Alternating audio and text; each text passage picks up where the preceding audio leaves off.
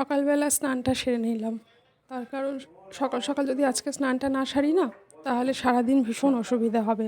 আর সকালবেলা স্নান সেরে ঠাকুরঘর পুরো মুছে পরিষ্কার করে ঠাকুরের বাসনপত্র সব মুছে টুছে সব পরিষ্কার করে নিলাম। এই কাজটা সকালে করে নিয়ে এইবারে আমি আমার নিজের কাজে গেলাম। সবাইকে জানাই সুপ্রভাত। ব্লগার জয়িতা চ্যানেলের একটি নতুন ব্লগে স্বাগত জানাই সব্বাইকে। কেমন আছেন সবাই? আশা করছি সবাই ভালো আছেন। আমরাও বেশ আছি, তবে তার মধ্যে না মনটা একটু খারাপ, খুব একটা ভালো নেই। আমার মন ভালো না থাকলে শরীরও কি ভালো লাগে? কিছুই ভালো লাগে না। আর এই যে পয়লা বৈশাখ সাজুগুজু করছি, তো সব ঠিক আছে। এবারে পুজোয় বসবো, সব কিছু করবো, কিন্তু এর ফাঁকে আমার কর্তামশাইটি বাড়িতে নেই, যেটা আমি প্রথমেই টাইটেলে বলেছি।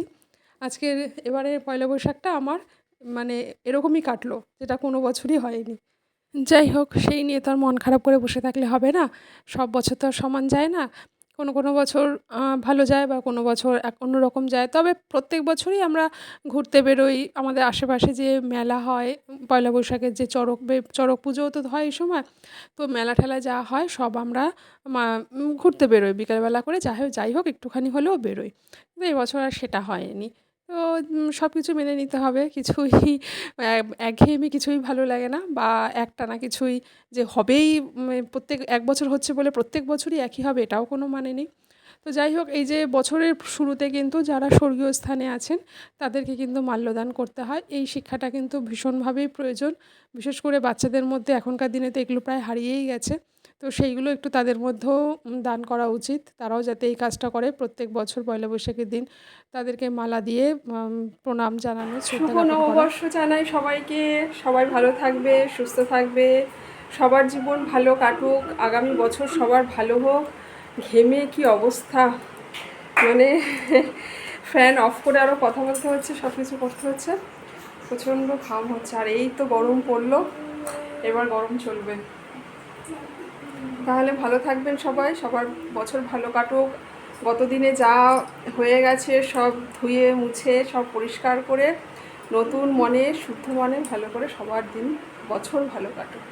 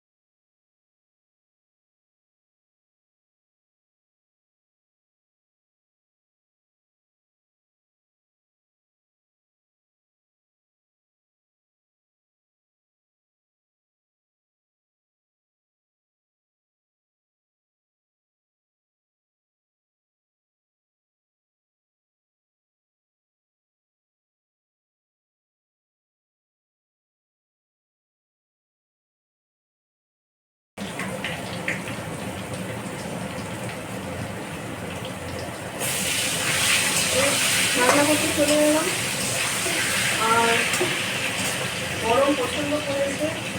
নবমাসে বৈশাখ মাস শুরু, গরমও শুরু। ভাত বসিয়ে দিয়েছে এই যে, আর ওর বাবা তো নেই, আমরা এই মাছ ছেলে খাবো। তো চিকেনটা সেদ্ধ করে নিয়েছি, এই যে সেদ্ধ করে নিয়েছি, আর আলুটা খাচ্ছি। এবার বাকিটা করবো।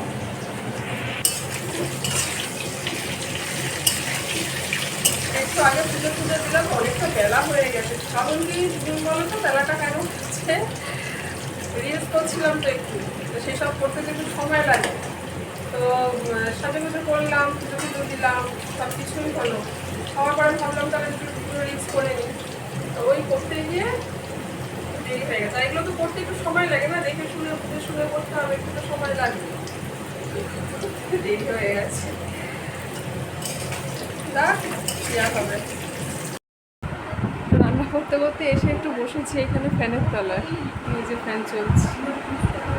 মানে ঘেমে চুল ফুল সব ভিজে গেছে, তাহলে চুলটা একটু শুকাই, না হলে না ভেতরে ড্যাম্প হয়ে যায়, চুল পড়ে যায়, স্মেলও হয় একটা। তাহলে একটু ফ্যানের তলায় একটু চিরোই। মাংসটা বসিয়ে দিয়ে এসেছি, যাবো গিয়ে আবার নাড়বো।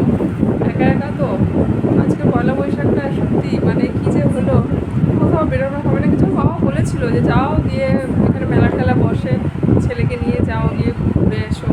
একা একা ভালো লাগে না। যখন যেমন হবে তখন তেমন মেনে নিয়ে চলার নামই হচ্ছে জীবন, তাই না? তো যাই হোক, এই যে আজকের মেনু, দেশি মুরগির কষা আর তার সাথে সাদা ভাত, অপূর্ব স্বাদ হয়েছিল, ছেলে তো দারুণ বলছে। তো আজকের মতন এখানেই বিদায় নিচ্ছি, ছোট্ট একটি ভিডিও দিলাম। সবাই দেখবেন, পুরনো ভিডিওগুলো একটু ওয়াচ করবেন, আর কিছু ভালো লাগলে please like share subscribe. Okay, tata.